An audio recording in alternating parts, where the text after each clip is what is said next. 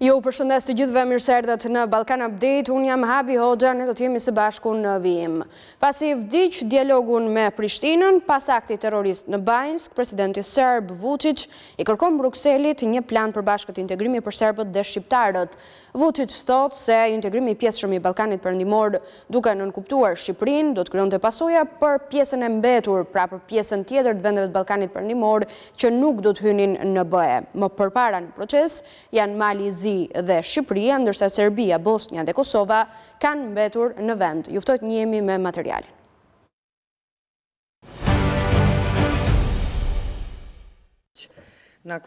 Presidenti serb Aleksandar Vučić po tenton sërish të afrohet me Bashkimin Evropian dhe pse lidhjet e ngushta me Moskën dhe Pekinin nuk i ka shkëputur ndonjëherë. Tashmë Vučić kërkon antarësimin në Union të gjitha vendeve të Ballkanit Perëndimor dhe një plan të tillë doja paraqes dhe presidente së Komisionit Evropian Ursula von der Leyen. Antarësimi i Ballkanit Perëndimor në tërësi në Bashkimin Evropian është ideja më e mirë. Nëse dikush përjashtohet, çfarë do të bëhet me ato vende? E di që të gjithë flasin për bashkim, por nuk bëhet fjalë vetëm për të ardhmen e rajonit, por për të ardhmen e Europës. Nëse të gjithë mirëpritemi së bashku pa përjashtime, të gjithë do të ndihen më mirë. Sipas Vučić, antarësimi në blok do ndihmonte në stabilitetin rajonal, që në fakt është një nga arsyet pse Unioni nuk i ka hapur derën deri më tani si Serbisë, ashtu edhe Kosovës, e madje i ka ndëshkuar dhe me sanksione. Rajoni i Ballkanit Perëndimor, Shqipëria, Bosnia dhe Hercegovina, Kosova, Malizi, Maqedonia e Veriut dhe Serbia janë angazhuar në procesin e integrimit për vite me radhë. E teksa vendi ynë ka bërë progres dhe ka hapur të gjithë grup kapitujt me Unionin, Serbia nuk është në pozita të tilla. Bashkimi Evropian i ka shprehur vazhdimisht Beogradit shqetësimet në lidhje me korrupsionin, por edhe me sistemin gjyqësor e mbi të gjitha për lidhjet e ngushta që Vučić ka mbajtur si me Rusinë ashtu edhe me Kinën, që me ndikimin e tyre kanë qenë një faktor destabilizues në rajon. Madje Vučić sfidoi Europën kur u bë ndër të paktët lider evropian që shkoi në Moskë për paradën e fitores, edhe pse Brukseli ja kishte bërë të qartë se një lëvizje e tillë do dëmtonte marrëdhëniet. Zyrtarët e BE-s kanë deklaruar vazhdimisht se ardhmja e Ballkanit Perëndimor është brenda bllokut, por jo të gjitha vendet kanë ecur me të njëjtin ritëm në procesin e reformave. Teksa kërkon antarësimin në Union të gjithë rajonit, plani i Vučić duket kontradiktor, në mos i pamundur, ndërkohë që Beogradi nuk pranonte një Kosovën dhe kusht për rrugën integruese është avancimi në procesin e dialogut.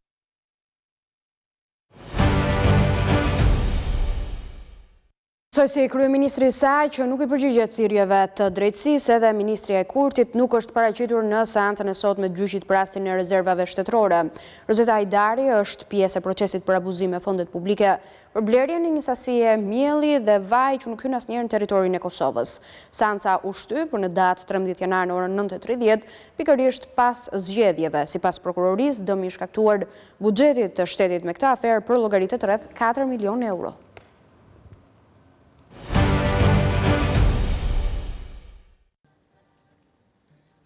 Asnjë lëvizje përpara zgjedhjeve, aq më pak me sistemin e drejtësisë, atje ku vetvendosje ka ende çështje të hapura. Ministre në detyrë infrastrukturës, ndërmarrësisë dhe tregtisë nuk u paraqit në seancën e kësaj të mërkurë në gjykatën themelore të Prishtinës. Rozeta Hajdari është pjesë e procesit për abuzim me rezervat shtetërore. Për shkak të mungesës, gjyqtari Avni Sylla tha se seanca për shqyrtimin fillestar nuk ka kushte të mbahet. Seanca u shtyp për më datë 13 janar në orën 9:30. Ministri Hajdari i zëvendës sekretari i ministrisë Irfan Lipovica, si edhe drejtori i Departamentit të Rezervave Shtetërore Hafiz Gara, akuzohen për kryerjen e veprave penale, keqpërdorimi i pozitës apo autoritetit zyrtar dhe për zbulim të fshehtësisë zyrtare, ndërsa biznesmeni Ridvan Muharremi akuzohet për kryerjen e veprës penale, ndihmë në kryerjen e veprës penale e keqpërdorimit të pozitës apo autoritetit zyrtar, bazuar në akuzën e prokurorisë të pandeurit Rozeta Hajdari, Irfan Lipovica dhe Hafiz Gara në pozitën e drejtorit të Departamentit të Rezervave Shtetërore në kundërshtim me ligjin për prokurimin publik, duke u shmangur procesit të konkurrencës, kishin negociuar dhe më pas nënshkruar kontratën me një kompani turke me selin në bursat të Turqisë për blerjen e 10.000 ton grur me çmim prej 4.834.778 euro. Aty thuhet se çmimi për blerjen e grurit ishte kontraktuar me 193.48 euro më shumë se të çmimi mesatar i tregut. Për të njëjtën ka negociuar dhe nënshkruar kontratë edhe me kompaninë Xanto me selin në Gdinja të Polonisë për blerjen e 200.000 litra vaj dhe 120.000 kg sheqer, mirëpo, përkundër pagesës së kryer, malli nuk ishte mbërritur asnjëherë në Kosovë. Për këtë rast, në prokurori është thirrur edhe kryeministri në detyrë Albin Kurti, por ky i fundit ka qenë i zënë me kalkulime politike që e çuan vendin sërish në zgjedhje.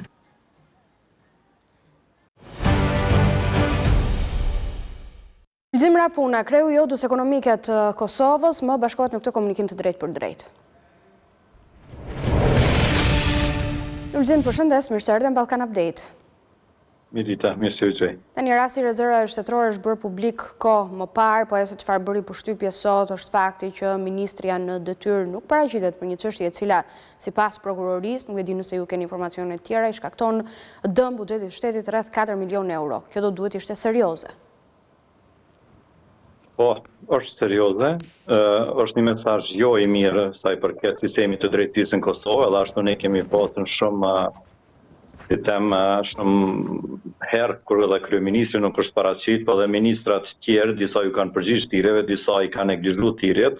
Mirë, po ky rast është një skandal në vete për shkak se gjithë procedura sipas dokumentacionit që kemi pa në akt akuzë të ngritur nga Prokuroria Speciale e Kosovës, se gjithë procedura ka shku me qëllim, me vedije, po është devijuar nga procedurat e rregullat të prokurimit publik.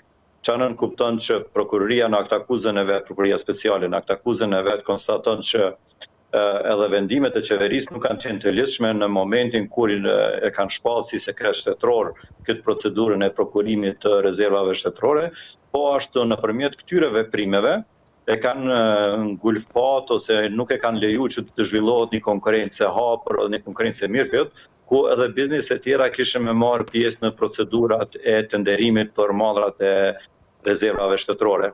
Kështu që gjithë kjo nuk është një imazh i mirë sa i përket investimeve në Kosovë, nuk është një procedurë drejtë, transparente, ashtu siç e kërkon ligji, që edhe bizneset tjera të jenë të barabarta dhe të marrin pjesë në këtë procedurë, po për neve mbetet shqetësuese në dy çështje. E para, vendimet e qeverisë, të cilat Prokuroria Speciale i konsideron jo të lidhshme. Atëherë vihet në pyetje, a ka dhe vendime tjera, si është e mundur që qeveria të merr vendime të palidhshme? Kjo është shqetësimi i parë, për shkak se na prek edhe ne, edhe sektorin e ekonomisë dhe sektorin privat. Dhe e dyta është mos paraqitja e ministrës në seancë. Çfarë mesazhe për një zyrtar i lartë nuk paraqitet në gjyqësor? Kur do të paraqitet për zyrtarëve të tjerë apo për përfaqësuesve të tjerë? Po, dhe në fakt seanca u shty për periudhën gati 2 javë pas zgjedhjeve. Mund të jetë kjo rastësore, asnjë koment sigurisht për vendimet dhe qëndrimet e drejtësisë, po nëse interpretojmë paktën nga mos paraqitja, një kalkulim është bërë që një mos paraqitje do ta shtynte seancën pikërisht pas zgjedhjeve. Mendon se është ky një kalkulim politik për të mos ndikuar politikisht në gjithë këtë luftën e fortë për zgjedhjen në garën e parakohshme me 28 dhjetor? Nuk e di për shkak se seancat e ne zakonisht taktohen mbas 30 ditë. Nuk besoj që gjykata ka bërë një kalkulim të tillë. Mirë, po kalkulimin e ka bërë me siguri ish ministri i Tregtisë dhe Industrisë, për shkak ajo e ka bërë kalkulimin, edhe me qëllim nuk ka shku sot në seancë, për shkak se edhe gjykata është deklaruar që thirrjen e ka dërguar me datë 19 nëntor në adresë të ish ministrës.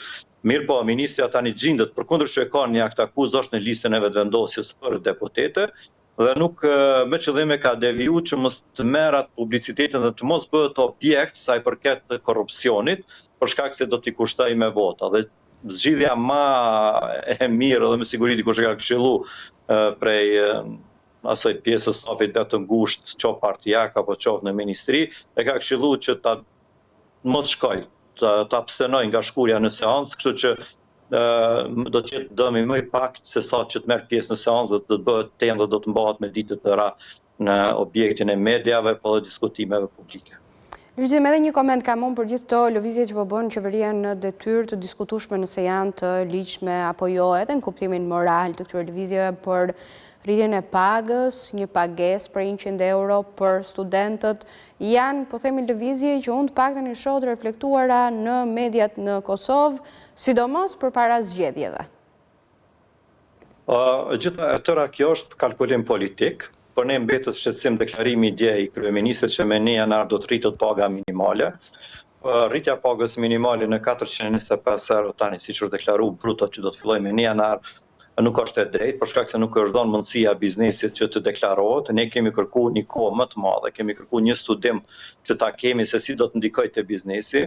Jemi shumë shqetësuar sa i përket startup-ave dhe bizneseve fillestare se ato do ta kenë barrën më të rëndën dhe nuk do të mund ta përballojnë për shkak se janë në hapat e parë të tyre dhe ngritja e pagës pa një plan, pa një studim të mirëfillt dhe kështu në mënyrë ad hoc ato ndikon drejt për drejt te këto biznese dhe me siguri një pjesë e tyre do të mbyllën, nuk do ta kenë fatin që t'i mbijetojnë, kurse një pjesë tjetër e tyre do ta reduktojnë numrin e të punësurve, për shkak se nëse nuk e reduktojnë numrin e punësurve, kjo është kosto operative për biznesin dhe do detyrohet që këtë ta faturojnë në çmimin final të produktit apo të shërbimit.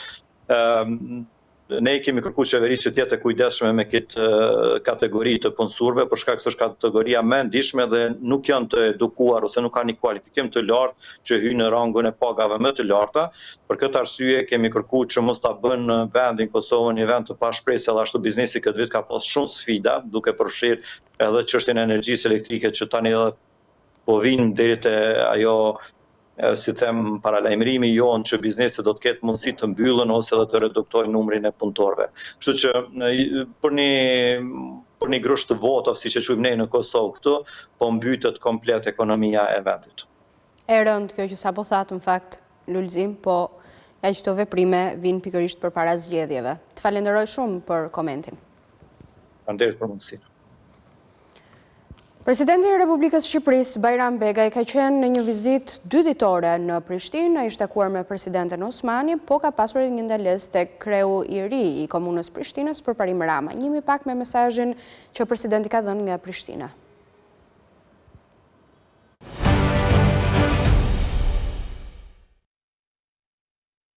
Presidenti Bajram Begaj ndodhet këtë mërkur në Prishtinë, ku është pritur nga presidentja Vjosa Osmani, të dy ritheksuan bashkëpunimin e pandalshëm Shqipëri-Kosovë, ndërsa Begaj shtoi faktin se ecuria e shpejtë e integrimit të vendit në Bashkimin Evropian rrit rolin në arenën ndërkombëtare dhe ndihmon drejt për drejt edhe Kosovën në procesin e njohjeve dhe afirmimin e saj ndërkombëtar. Më pas Begaj u bashkua kremtimit të 50 vjetorit të themelimit të Akademisë së Shkencave dhe Arteve të Kosovës.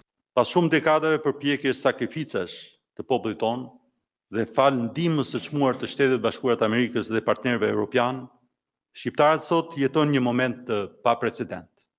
Kemi 2 shtete shqiptare, 2 akademi shkencore që i shërbejnë një kombi.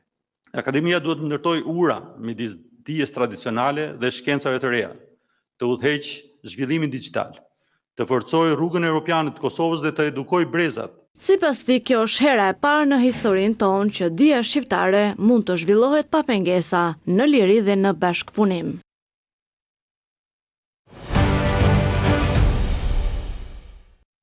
Do t'japim hapësirë tani një skandali pa diskutim të ndodhur, të zbuluar në tekstet e arsimit bazë Maqedoninë e Veriut. Rasti konkret është për një tekst të gjeografisë ku përdoreshin terma si Metohi apo jugu i Serbisë për Kosovën, në një vend i cili e njeh pavarësinë e Kosovës, e njeh Kosovën si shtet të lirë, por po ashtu në një vend ku zëvendës ministri i arsimit është shqiptar. Do të kem mundësi që të lidhem tani me Bekim Berisha, antar kryesie nga Bashkimi Demokratik për Integrim, po edhe personi që ka bërë publik skandalin. Bekim, përshëndes, shumë faleminderit për kohën, mirë se erdhe në Ballkan Update. Përshëndetje, mirë se u gjeta. Fillimisht për të kuptuar si e zbuluat në fakt këtë skandal i cili ishte i fshehur, jo dhe aq i fshehur brenda teksteve ku nxënësit shqiptarët mësojnë gjeografinë, një gjeografi e përçudnuar, një gjeografi e cila i shkon përshtat politikave të Beogradit në fakt. Po, mua teksti më dërgoi domethënë 3 foto nga materiali i atij mësimi, më dërgoi një shok i imi në rrjetet sociale dhe vetëm ma shkruajti shiko se çfarë mësojnë fëmijët tanë. Dhe nga aty unë mora e lexova dhe menjëherë postova edhe në profilin tim, sepse mu duk absurde një shtet si Maqedonia e Veriut që e njeh Kosovën, shtet të pavarur, të shkruajnë tekste shkollore, të boton tekste shkollore, sigur të jenë ato tekstet për shkollat në Serbi. Sepse jo Kosovës në jug perëndim dhe jo në veri të Maqedonisë. Fundja, ai tekst shkollor është i botuar për të mësuar fëmijët në Maqedoninë e Veriut. Po, në fakt, në Serbi. Bekim, ne kemi një zëvendës ministër të arsimit që është shqiptar. Është zoti Lulzim Aliu, që vjen nga radhët e Vlen. Pa diskutim që këtu ka edhe një përgjegjësi institucionale. Të duhet që të kaloheshin këto libra, këto kurrikula në atësitën e gabimeve shkencore dhe të mos binin ndesh me politikat e një vendi. Se kjo tregon shumë çka për atë që ndoshta në mënyrë nëntëshme po ndodhet në Maqedoninë e Veriut me shqiptarët. Kjo tregon, kjo edhe një herë e konfirmon atë raportin e Parlamentit Evropian ku foli për botën sërbe në Maqedoni. Sa i takon zëvendësministrit dhe gjithë zyrtarëve tjerë, fatkeqësisht nga partisë shqiptare që janë në qeveri, ata janë vetëm dekor aty, sepse janë aty pa legjitimitet të shqiptarëve, por si të përzgjedhur nga kryeministri Mickoski. Dhe ata normalisht se nuk kanë asgjë në dorë. Në fakt ka pasur një reagim nga Vlen, përpara kësaj ka pasur një, po themi, përplasje politike. Vetëm dje ka pasur reagim. Po, dje ka ardhur reagimi, duke thënë se do të kërkohet në rrugë institucionale një qëndrim për këtë, po nuk e kuptoj se si mund të ketë kaluar kjo në hundën e institucioneve. Pra këtë nuk arrit të kuptoj si mund të ketë kaluar një fakt i tillë që na kthen shumë prapa në histori dhe në politikat të Beogradit aty në Maqedoninë e Veriut, po ka sjellë edhe përplasje politike. Ju e keni ndjekur përplasjen mes BDI-s edhe Vlen. Sa sens ju bën kjo në kohën kur shqiptarët duhet ishin të unifikuar, sidomos për çështje të tilla? Fatkeqësisht nuk mund të themi se Vlen është përfaqësuesi shqiptarëve në qeveri. Ata janë vetëm dekor, unë prapë do të them, janë dekor në qeverinë, janë arsyetim i kryeministrit Mickoski para bashkësisë ndërkombëtare, sa për të treguar se ja, unë kam edhe përfaqësues shqiptar. Vleni zgjedhjet e fundit parlamentare i humbi diku me rreth 25.000 vota diferencë. Dhe ata nuk përfaqësojnë shqiptarët aty. Ata i përfaqësojnë interesat e tyre të ngushta dhe interesin e kryeministrit Mickoski. Ju vetë Bekim nuk e di nëse keni fëmijë, uroj të keni, po nuk e di në çfarë faze arsimi i keni. Sa i shqetësuar jeni sigurisht për mënyrën se si ata formohen? Shumë jam i shqetësuar. Po. Djalin e kam në klasë të 6 dhe vitin e ardhshëm ai duhet të mësoj atë tekst. Po. Unë atë libër nuk e lejoj në shtëpi të më hyje. Jo që ta mësoj djali im, apo vajza ime më vonë. Nuk e lejoj libri të më hyje në shtëpi. Është derdhur gjak dhe është sakrifikuar shumë që Kosova të jetë shtet. Nuk mundet dikush të referohet si jugperëndimi i Serbisë apo si metohi për rrafshin e Dugazhivit. Ato janë terme nënçmuese, terme ofenduese. Nëse qasje apo politika të tilla futen në librat shkollor, a mendoni se të tilla lëvizje, po themi, të nëntëshme janë të shtrirë edhe në sektorë të tjerë, kam fjalën gjithmonë për përfaqësimin e drejtë të shqiptarëve dhe dinjitoz të tyre? Gjithandaj, kemi çdo ditë raportime për punësime në administratën shtetërore apo edhe në ushtri, në polici, ku shqiptarët janë krejtësisht me numra të vogël, 1, 2, 3, nuk i kalon më shumë se 5 të punësuar dhe Maqedonas kemi gjithnjë më shumë të punësuar. Që nga viti 2024, maj viti 2024, kur e mori Vleni, do me thonë, kur u bë pjesë e qeverisë, të drejtat e shqiptarëve, lirisht mund të them se ka regres në atë sferë. Ne po kthehemi rrezikshëm në kohën e para vitit 2001. Vetëm para pak ditësh ishte 2 javë nuk ka, ishte edhe festa e flamurit. Po. Edhe policia në Shkup i bllokoi rrugët që mos mund shqiptarët të dalin të festojnë ka qendra e qytetit, domethënë, sepse aty ka numër më të madh të maqedonasve. Kjo nuk ka ndodhur asnjëherë. Kjo ka ndodhur vetëm këtë vit 2 herë. Herën e parë kombëtarja e Shqipërisë në futboll kur e mundi Serbinë, u bllokuan rrugët që mos të mundeshim ne të festojmë, dhe hera e dytë ishte tash për 28 nëntor. Domethënë, kësi gjëra që nuk kanë ndodhur Qish para vitit 2001, gjatë viteve 90 ndoshta kishin ndodhur. Bekim, të falenderoj shumë për kohën. Faleminderit e juve. Të përshëndes. Patëm mundësi kështu të shtronim një nga problematikat ndoshta më aktuale në Maqedoninë e Veriut. Do të shkojmë tani në Greqi, atje ku fermerët nuk e kanë ndalur protestin e tyre, sot madje ata kanë bllokuar edhe portin e Volosit.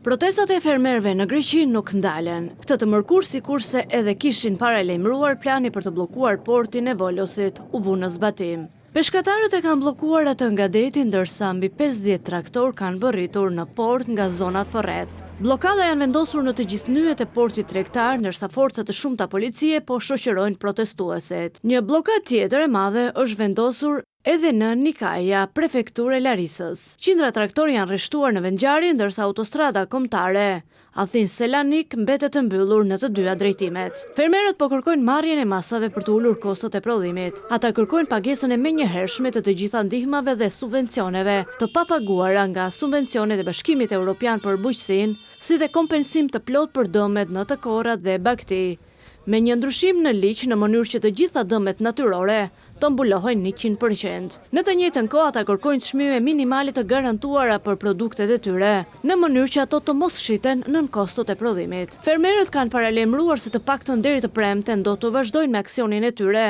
ndërsa kryeministri Mickovski ka mbledhur në një takim të jashtëzakonshëm ministrin e zhvillimit rural dhe përfaqësimit të agjencisë për shpërndarjen e subvencioneve nga Bashkimi Evropian. Ai përsëriti ftesën për dialog, duke sqaruar se arsyeja pse takimi me fermerët nuk është zhvilluar deri tani është sepse ata nuk kanë qenë të unifikuar në kërkesat e tyre.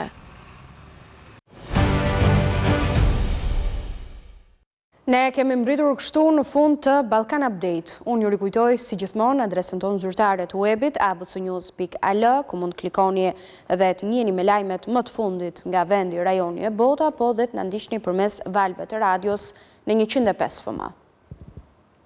Ju vjoni qëndroni me ne, vetëm pas pak vjen kolegu Nertan Prifti me Sport Center. Faleminderit për vëmendjen.